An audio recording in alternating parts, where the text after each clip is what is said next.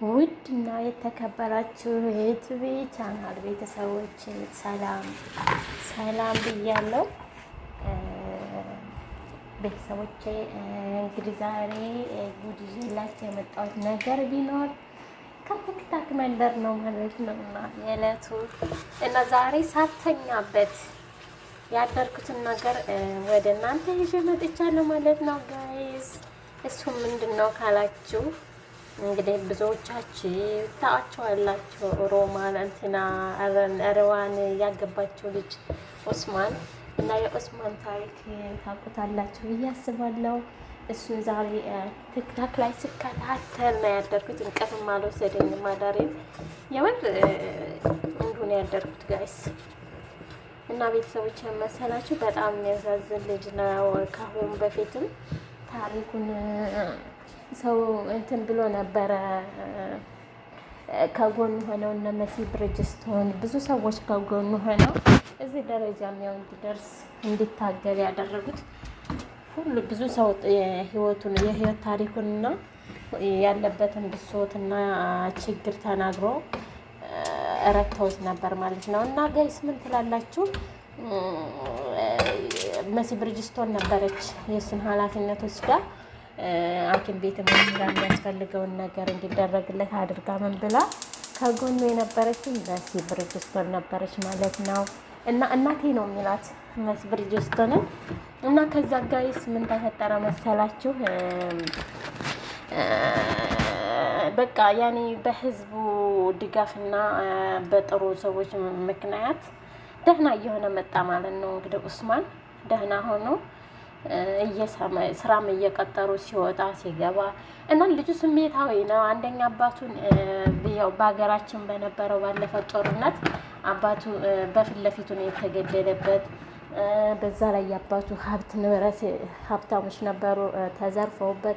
ብቻ በጣም የሚያሳዝልኝ ነው። ልጅ ነው፣ ወጣት ነው፣ ቆንጆ ነው። ይሄ ልጅ ግን ትንሽ የስነ ልቦናና የአእምሮ መታከም የሚያስፈልገው ልጅ ነው። በጣም ነው የሚያሳዝነው። ምክንያቱም አንዳንድ ጊዜ ህይወት አልደላ ሲል ብዙ ሰዎችን እንደዚህ አይነት ጎዳናና እንደዚህ አይነት መንገድ እንዲገቡ ታደርጋለች ማለት ነው። እና ይሄ ልጅ አባቱን በፊት ለፊቱ ነው የገደሉበት። እንደገና ሳኡዲ መጥቶ አንድ ጊዜ ተይዞ እስር ቤት ገብቶ አገር እንደገና ተመልሶ ነበር። አሁን ደግሞ ከዛ ዱባይ መጥቶ እና መሲ ብርጅስቶን ምናምን ዘግተውት ምን ብለውት እጁን ሁላ በቢላ ምናምን እያረደ ነበረ። ሲበሳጭ በጣም ነው ሱሳም ነው የሚሆነው። የሚያደርገውን አያውቅም። ራሱን ለችግር ያጋልጥ ነበርና እነ መሲ ብርጅስቶን ከጎኑ እየሆኑ ነበርና ከዛም አልፎ ተርፎ እንትናን ታውቋታላችሁ? የሆነች ረዋን የምትባል ልጅ አለች ማለት ነው። በቃ በሆነ ባልሆነው የምታለቅስ ናት ሚዲያ ላይ። እንደውም አንድ ጊዜ ሀቢባ 50,000 ሪያል የዱባይ ድርሃም ከህዝቡ አሰባስባ ሰጥታት ነበረ ጋይስ።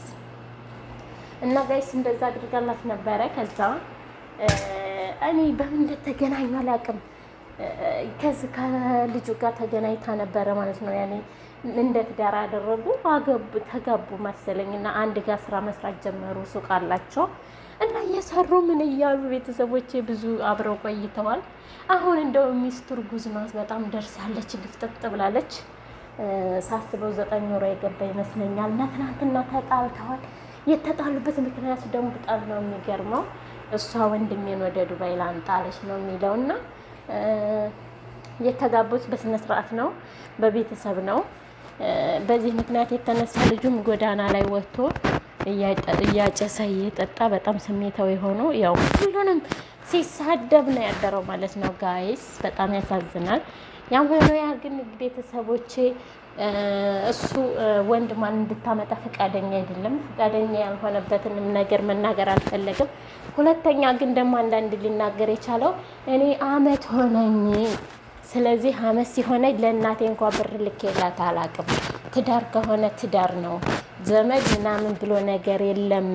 እኔ ለቤተሰቦቼ አንድ ጊዜ ብር ልኬ አላውቅም። ምክንያቱም ትዳር ነው ብዬ ለልጃችን እንስራ እንለወጥ ብዬ ነው። እና ይሄንን ነው የሚለው ጋይስ። እና ምን ትላላችሁ?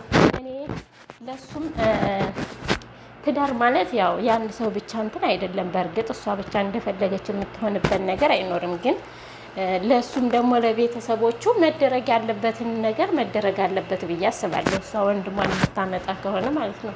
እና እንዴት ትሏቸዋላችሁ? ሀሳብ አስተያየታችሁን ስጧቸው። በጣም ያሳዝናል። ኡስማን ጤናውን መልሶለት ፈጣሪ ሰርቶ ተለውጦ አድጎ ማየት የምፈልገው ልጅ ቢኖር ኡስማን ነው ማለት ነው። እንግዲህ እግዚአብሔር ይርዳው፣ ፈጣሪ ይማረው እና አሁንም ጎዳና ላይ ነው ማለት ነው። በጣም ያሳዝናል። በዚህ አጋጣሚ ዱባዎች ተጎን ብትሆኑና ብትረዱት በዚህ ክፉ ቀን ጥሩ ነው ብዬ አስባለሁ።